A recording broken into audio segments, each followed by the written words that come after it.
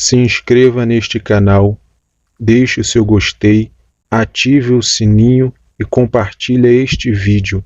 Fazendo isto, você estará ajudando no crescimento deste canal. Olá, queridos irmãos, a paz do Senhor Jesus. Hoje irei abordar nesse estudo o seguinte tema: Deus envergonha alguém perante a igreja? Será que algum dia você passou por uma vergonha dentro da sua congregação, de tal forma que você se sentiu constrangido a ponto de chegar a pensar que é o fim? Será que você conhece alguém que até mesmo se desviou por causa disso? Então assista até o final desse estudo e tire suas conclusões. O cristão deve ser envergonhado perante a igreja? Muitas vezes, pessoas são envergonhadas por falta de zelo e cuidado de outros irmãos, ou por falta de sabedoria mesmo destes. Isso pode gerar consequências drásticas a quem está sendo envergonhado diante de toda a igreja. Alguns pregadores famosos, ou até mesmo anônimos, usam a passagem bíblica que fala de Ananias e Safira para dizer que Deus envergonha. Sinceramente, vejo um certo zelo extremo e falta de experiência pessoal quanto a esse dificílimo e complexo tema, já que não adianta apenas ser tratado na teoria, mas sim ter experiência pessoal sobre o assunto, ou seja, ver o que aconteceu com cada uma das pessoas que passaram por disciplina, se caso melhoraram ou pioraram. Ananias e Safira, creio eu que foi um caso excepcional, já que morreram porque mentiram ao Espírito Santo, e não ao homem, que é pecador por natureza. Logo vemos que mentir a Deus foi e ainda é algo grave. O pecado entrou no mundo através de uma mentira aceita pelo homem, prejudicando toda a humanidade. Por causa disso, os homens carregam essa mentira até hoje, e quem mente é filho do diabo. Agora imagina alguém mentir a Deus. Podem alguns ainda dizer que Ananias e Safira foram envergonhados devido a esse pecado, e pegando esse exemplo excepcional para dizer que hoje todos devem perante a igreja ser envergonhados.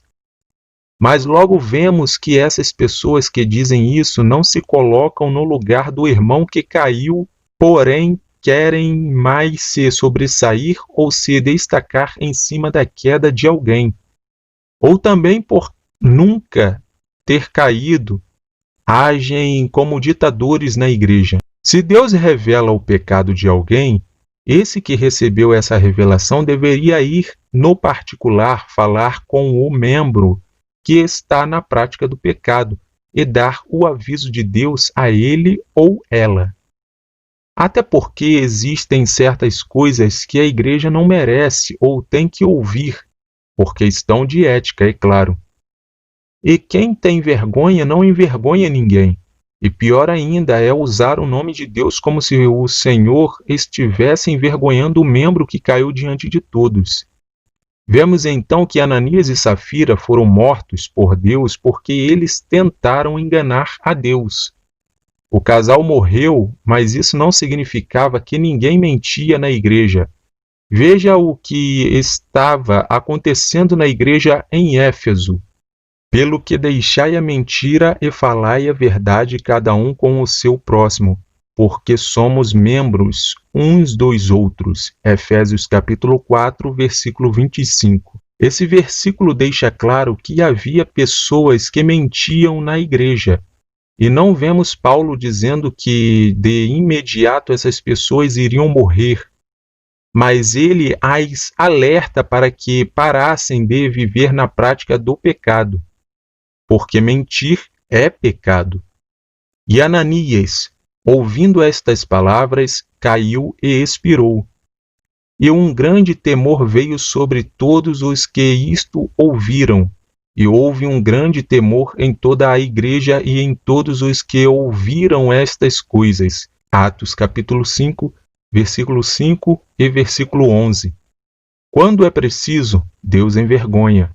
Porém, não é rotina isso acontecer, e se fosse rotina, pessoas seriam envergonhadas além de caírem mortas em todos os cultos no início da igreja primitiva. Isso deveria acontecer hoje também. Já pensou morrer por causa de uma mentira? Por isso é preciso avaliar os fatos. Uma mentira pode levar à morte até porque é pecado, mas tem mentira que não leva à morte imediatamente. Depende da situação. Como disse, esse é um assunto complexo. A grande diferença é que Deus, quando quer, envergonha, mas os homens não devem envergonhar ninguém. E os escribas e fariseus trouxeram-lhe uma mulher apanhada em adultério.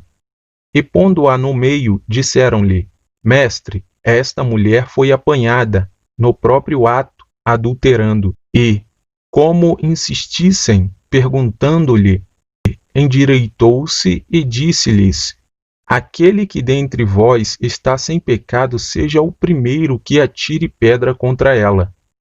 Quando ouviram isso, saíram um, a começar pelos mais velhos até aos últimos. Ficaram só Jesus e a mulher, que estava no meio. E, endireitando-se Jesus, e não vendo ninguém mais do que a mulher, disse-lhe: Mulher, onde estão aqueles teus acusadores? Ninguém te condenou? E ela disse: Ninguém, Senhor. E disse-lhe Jesus: Nem eu também te condeno. Vai-te e não peques mais. João capítulo 8, do versículo 3 ao 4, versículo 7, versículo 9 ao 11. Quem envergonha é Deus, e não o homem. Portanto, o homem é pecador e não tem condição nenhuma de revelar nada na intenção de sobressair, envergonhando seu próximo. Já que é imperfeito também, ele apenas pode ajudar o que está caído.